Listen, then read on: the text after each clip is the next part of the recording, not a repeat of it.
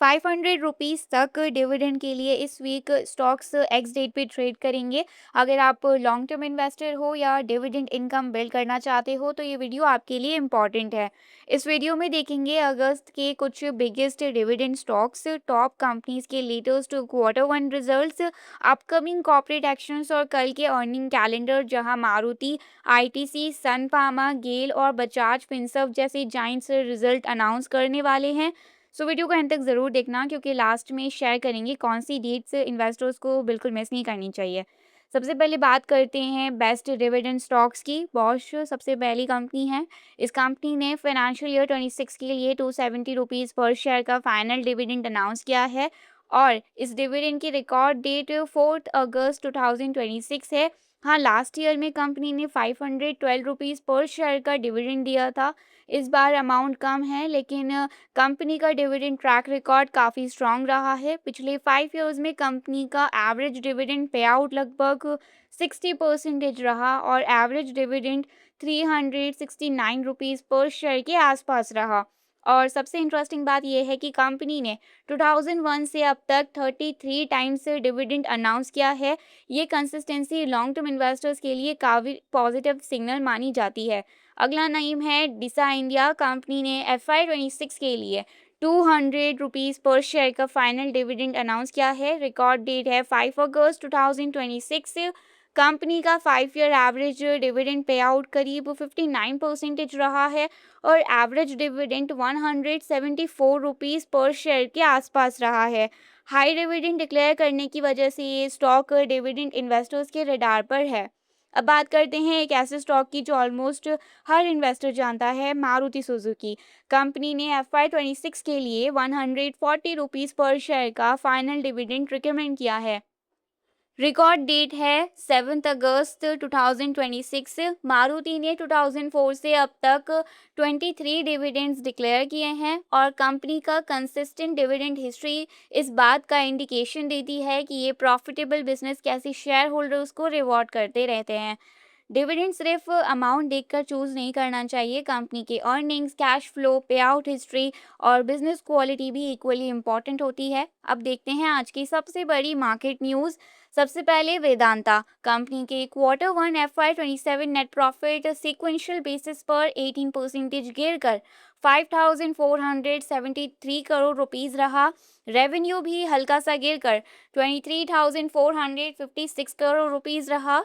लेकिन पॉजिटिव बात ये रही कि कंपनी का नेट प्रॉफिट मार्जिन एक साल पहले के 12% से बढ़कर 22% पहुंच गया है।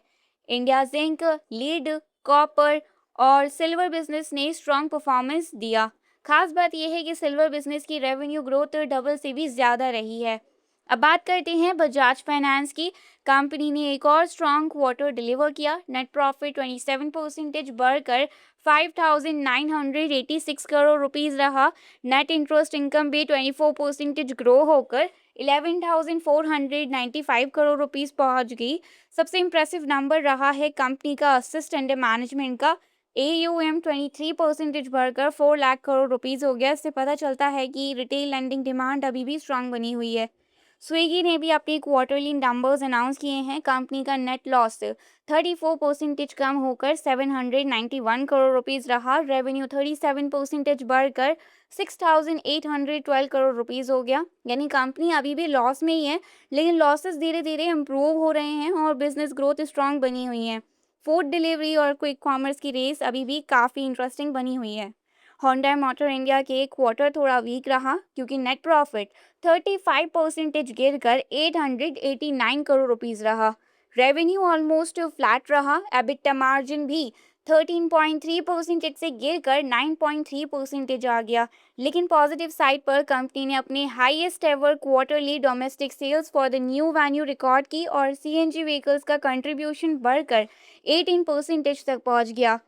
अब एक इंटरेस्टिंग मैक्रो अपडेट। इंडिया की गोल्ड डिमांड क्वार्टर 2 2026 में से 6% गिरकर 131.4 टन्स रही। Higher customs duty, weak seasonal demand और गोल्ड बाइंग को लेकर अवेयरनेस कैंपेन्स का इसका मेजर रीजन रहे। लेकिन सरप्राइजिंग बात यह है कि गोल्ड कंजम्पशन की वैल्यू 50% बढ़कर रिकॉर्ड 1.98 लाख करोड़ रुपीस पहुंच गई है। सिंपल रीजन है गोल्ड की प्राइसेस काफ़ी हाई चल रही हैं। और finally Mahindra and Mahindra company ने आउटस्टैंडिंग रिजल्ट्स अनाउंस कर दिए हैं। नेट प्रॉफिट 34% बढ़कर 5,455 करोड़ रुपीस रहा। रेवेन्यू भी 28% ग्रो होकर 58,188 करोड़ रुपीस पहुंच गया। ऑटोमोबाइल बिजनेस, ट्रैक्टर सेगमेंट और एम फाइनेंशियल सर्विसेज ने कंपनी की ग्रोथ को सपोर्ट किया।